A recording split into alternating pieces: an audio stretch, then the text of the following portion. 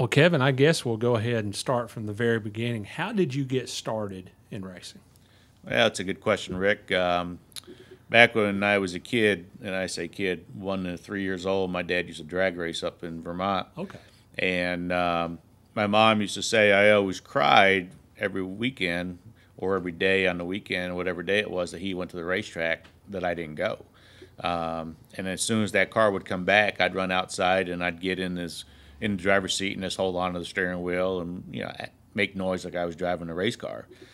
So that was the beginning, and where I fell in love with race cars. And back in the few years later, one of the local racetracks up there, Catamount Speedway, needed wreckers, to be in the infield, take care of the wrecks and stuff. And so my dad had a gas station back then and a couple of wreckers, so he would go up on Saturday and be in the infield, tow cars when there was an accident. Well, I used to sneak in the pit area by laying behind the seat, between the seat and the cab of the wrecker. Yeah. And then once I got inside, then I would get out and sit in the front seat. Well, that happened for about a year, and then all of a sudden I get caught. And, they threw me out, and I had to go into the grandstands. So as a kid, I would go to the highest part of the grandstands in turn one and sit there and watch the races. I wouldn't sit at all. I'd stand right as far up as I could get there and just watch the drivers, how they would enter the racetrack and how they would handle the race cars. Several years later, 75, my dad bought a race car for my older brother. And he raced from 75 to the spring of 1980. And that spring he got married. So my dad said, Okay. He said, well, I'll tell you what you're going to do is we're going to let you run the big races, the 100 and 200, 300 lap races. And Kevin's going to start his career on the 35 lappers. So my brother ran probably 3 or 4 races that year, and my first race was at Catamount, 3rd mile asphalt. And I'm out there practicing, first time ever in a race car. And my dad's on in the pit stands, watching me. And all of a sudden, my dad gets this tap on the shoulder from a Ford driver from the lower division, and he's watching me practice. And he said to my dad, he goes, "That's your race car driver." My dad said, "Yeah, we're going to give him a chance. We'll see how he's doing." And he said, "Your son's been out there for 20 laps, and I've been timing him every lap, and he hasn't varied a tenth. First time in a race car. Yeah. He's got natural ability."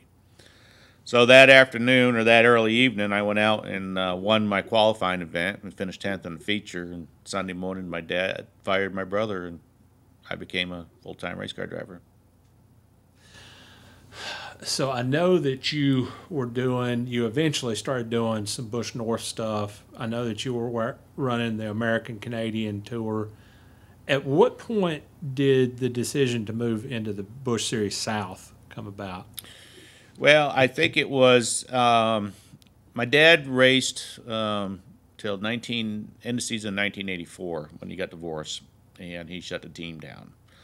I was hired from a team in Maine to go drive for him. The second year I was there, season ended, and I went to the race shop for something, and all of a sudden there's this new car in the garage area. And I said to the guys, I said, what are you building here? And they said, "Well, you're not supposed to know, but we're going to Atlanta for an ARCA race." And I was like, "Really?" He goes, "Yeah." I said, "Who's driving?" He goes, "You are." I said, "Okay." So Yeah. they converted one of our cars to an ARCA car. We went to Atlanta, and I believe this had to be 1986. And we go down, and we blew up in practice. So they trying to find a motor, and we finally found one from James Hilton. And we rented it, and we went out, and we qualified like 36, I think it was. Well, back then they took cars away, like provisionals, and we were the last car bumped out of the field. So James felt so bad that we didn't make the race, he offered up the driver's seat. So he went to ARCA, and ARCA says, well, since he didn't practice a lot, we won't let him start the race, but we will let him relief drive for you. So Now, what year would this have been? 1986. Okay, all right. 1986. So I sat in the car during the anthem to make sure everything fit. The only thing we had to do was lower the steering wheel a little bit. And so I was ready to go once the first caution came out. Well, lap one, there was a caution. Shocker, right? In ARCA, right? So here comes James. He comes down pit road. He jumps out of the car. I get in. We didn't finish everything, so I go out because we didn't want to lose a lap. I come down. They open up the net and finish all the seat belts and everything I do. And all of a sudden, here comes James on the right hand through the driver's or passenger side window. And he looks at me or yells at me. He goes, "Look, you young kid." He said, "Just go out there and do a good job." He said, "These guys have spent a lot of money." I said, "Okay." So we took off, started dead last. Next caution came out at lap 89. I was running fifth. First time in an ARCA car, Wow. first time in a mile and a half. Yeah. Raced against that day Alan Kowicki, Grant Adcox, Harry Gant, and I was ahead of all three of them. Wow. We come down pit road, and we changed tires. Well, when they dropped the jack, I took off because I saw the cars going by me, right? And I thought I was getting lapped, right? Yeah. Well, what it was the back of the field still going by. The leaders came down, and I was fifth. I didn't realize there were still 40 cars behind me, right? So when they dropped the jack, I jumped on the gas and spun the rear tires and broke an axle, and our day was done. Yeah. I think that was the point when I decided that, I could probably make it here in down south. Well, we went back home in that winter. We built some more cars and ran first 5 races of 1987. And the team in ARCA or no, in Bush North, okay, ACT, I guess it was at the time, 87. Well, after the 5th race, I got fired, and Ricky Craven was hired to replace me, and I had to start my own team. So from 87 all the way through 1993, it was Lepage Motorsports. We did everything, on our own. And during the end of 93, halfway through 93 through the end, Ken Squire came to me and he goes, "Kevin," he says, "you've done as much as you can do here. Your time to go south." Wow. So he got me 2 pit passes for Rockingham to go down and interview with teams, and he had a list of people that were looking for drivers. And I came down and interviewed a few teams, and that's where the beginning of me making the decision to come south. Well, when you did come south and you ran your first season in Bush South in 94, you were still with your own team, correct? Yes, but 94 was my first year of being here with the Vermont Teddy Bear Company. Yeah. And I ran my own team from 94 to 96. Now, did you have any other opportunities, or were you just more comfortable on your own? In 93, when I met with people down in Rockingham, there was one new team that was being established. They were out of Pennsylvania. There were a couple of lawyers, the number 1 car. And we had 2 meetings with them, one at the racetrack, and the second one was down in their office in Pennsylvania. And there was 2 of us they were picking from. I was one choice, and Mike Stefanik was a second choice. When we got through the meeting, the second meeting, they called me on the way home and said, "I think we're going to go with Mike. No disrespect for you, but Mike has won championships in the modified, and we believe Mike will be able to get sponsors." I said, "Okay, no problem." So on the way home from Pennsylvania, my wife and I were just sitting there saying, "You know what? Why don't we try to put our own deal together?" And Vermont Teddy Bear, their corporation's in Shelburne, Vermont. The owner at the time, John Sorrentino, was a customer at my dad's gas station. And I'm like, you know what? I'm going to pitch John this idea and see if it'll work. But John came in about a week later, and I pitched a deal to him, and he fell in love with it. And that's where Lepage Motorsports was formed with the help of the Vermont Teddy Bear Company. And we purchased the assets from Dick Bound, Jib Bound's equipment, and came south and started our race team. Did you have any kind of hesitation in the Vermont Teddy Bear Company? Because that was out of the norm at the time. But I'll say this also, it's been 25 years since a Vermont Teddy Bear car was on the racetrack, and it's still recognized. Oh, for sure. Big time. You know, the thing is it was such a unique sponsor. Yeah. And we went to Richmond, the first Richmond race, and it was a cold, rainy Friday. And the whole weekend was kind of crappy, you know, weather-wise, but we still got the race in. Sunday's paper came out, and we were the most visited souvenir trailer on Saturday. Yeah. At the racetrack. Yeah. The teddy bear, it's amazing at how many bear collectors are out there. And each Vermont teddy bear was handmade. So these collectors would come in and they would go through our allotment of bears to find the one that they wanted. And they weren't cheap. I mean, they were an expensive quality bear. And we sold so many bears, so many outfits, and Racer Ted. I don't know if you've ever seen Racer Ted, but he's over on that shelf over there. And Racer Ted with a helmet sold for $130. Wow. Bill Simpson made me some helmets. And he actually made helmets. Yes. No they were kidding. a little small black helmet Yeah. that went over the bear's head. Yeah. And if we had Racer Ted on the trailer, we would sell it out. And then we went to Dover that season, and Dover was a unique way they set up souvenir trailers. They would take their 5 or 6 large trailers, Earnhardt, Wallace, Labonte, and they would put these trailers in strategic areas. And then the rest of the trailers fill-ins were lottery.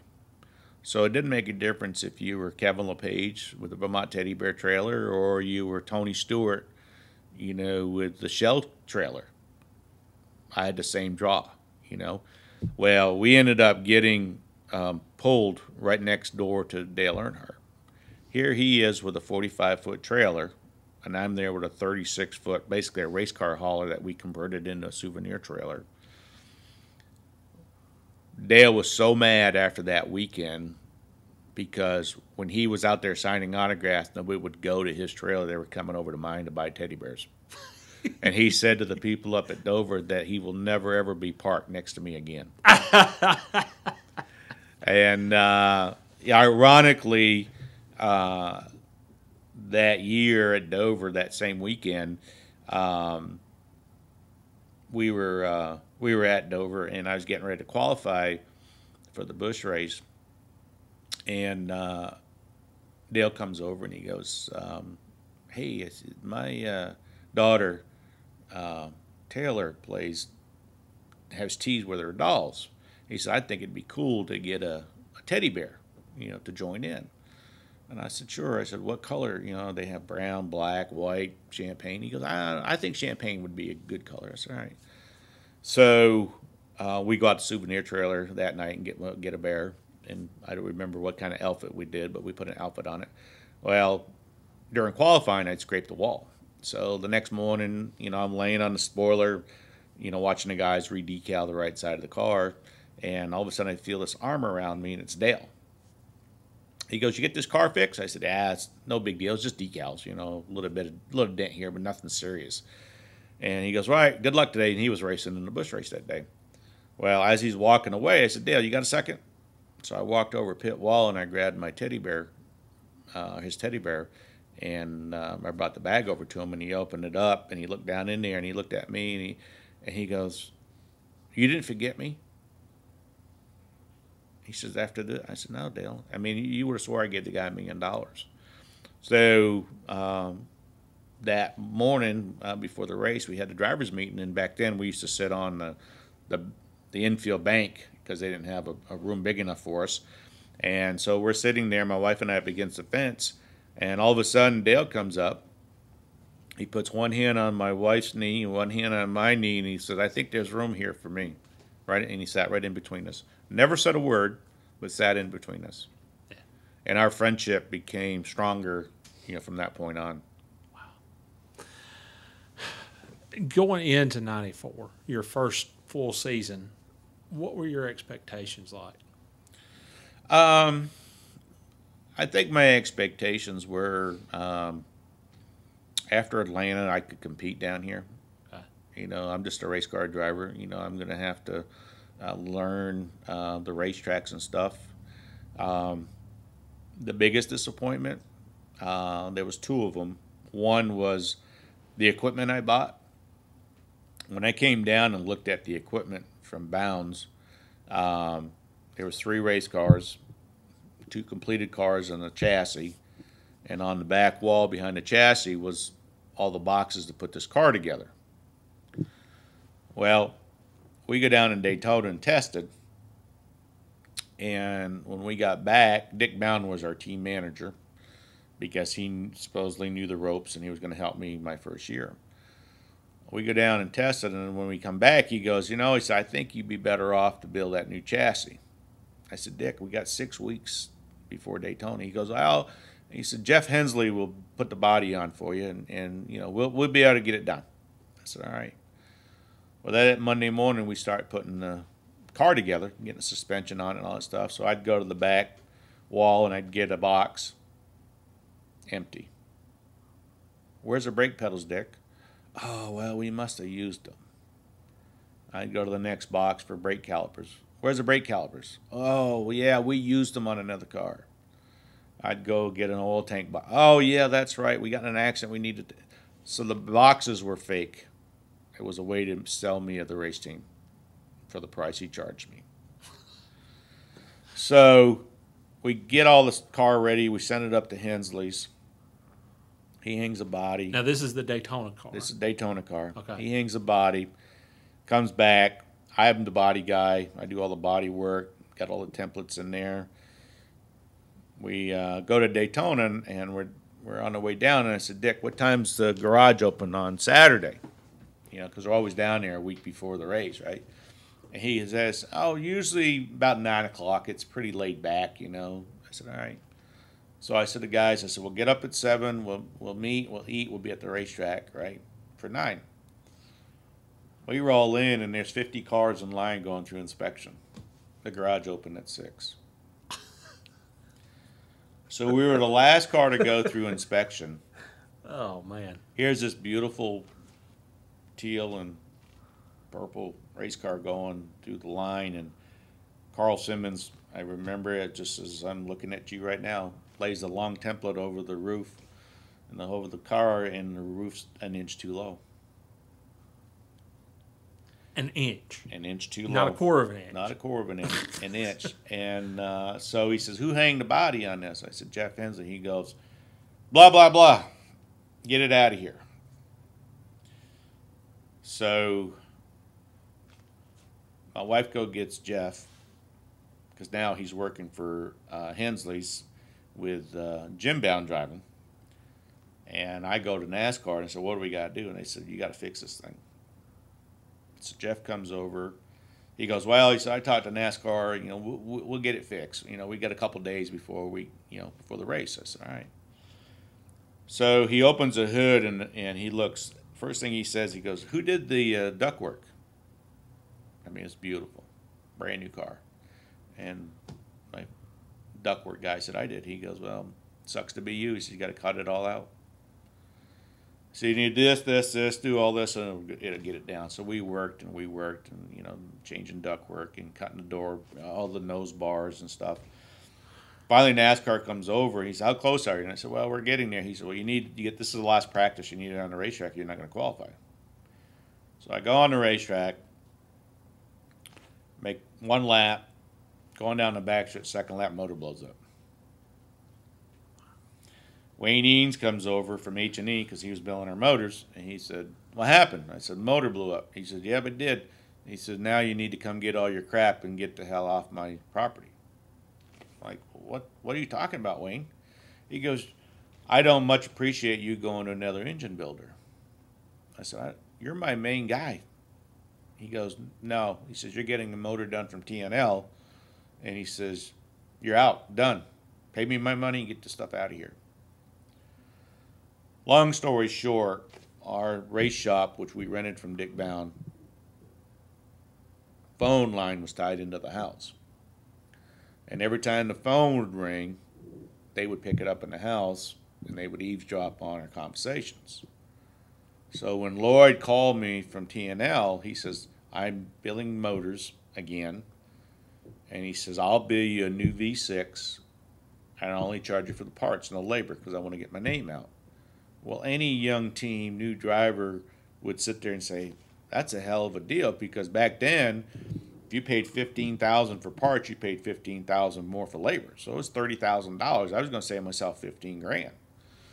And well, either Dick or his daughter was the one that called up H&E and said I was making another engine deal. So, long story, we went up and got our parts, and Lloyd took our Daytona motor apart, and basically they sabotaged my motor. They weren't going to last. So TNL came down with a motor. We had another motor in, and I was first car out at Daytona with a total of, I think, a lap and a half of practice. And that was my first disappointment of 1994 is trusting people. After that whole ordeal, the comments were "Welcome to NASCAR," and I was like, "Well, fool me once, shame on me. You're not doing the second time." Yeah. My second disappointment of 1994 was missing 7 races. Yeah. We struggled at a lot of racetracks, and a lot of it had to do with the equipment that we had purchased. We were fast as heck over at Martinsville, real fast. We had back then, we used to qualify with qualifying oil, then we changed to race oil, and we ran, I think, 10 laps and blew the motor up.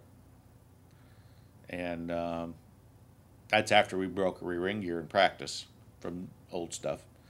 And I came back and I said to Dick, I said, "You've ever blown an engine in this car?" He goes, "Oh yeah, we've blown like 6 of them. We never could figure it out." So I took every oil line out of that car and cut it in half. I mean, lengthwise, not sideways, to see if there was something wrong with the oil line. Well, come to find out, the oil tank they had in that car only had two or three little half-inch holes up on top for the return. So once you put 20-50 oil in it, there was not enough holes for the oil to go down, and it would get air in the line, and it starved the engine. Yeah. So there was a lot of things that went on in 1994 that hindered our performance, and it was nothing that I did. It was what I purchased. Yeah. And at the end of the last race of the year, on Sunday morning, I was moving out of Dick Bound's shop and moving over to Richard Lasseter's shop. And Dick was saying, "You're not taking my stuff." And I'm like, "I'm taking the stuff. I own the stuff.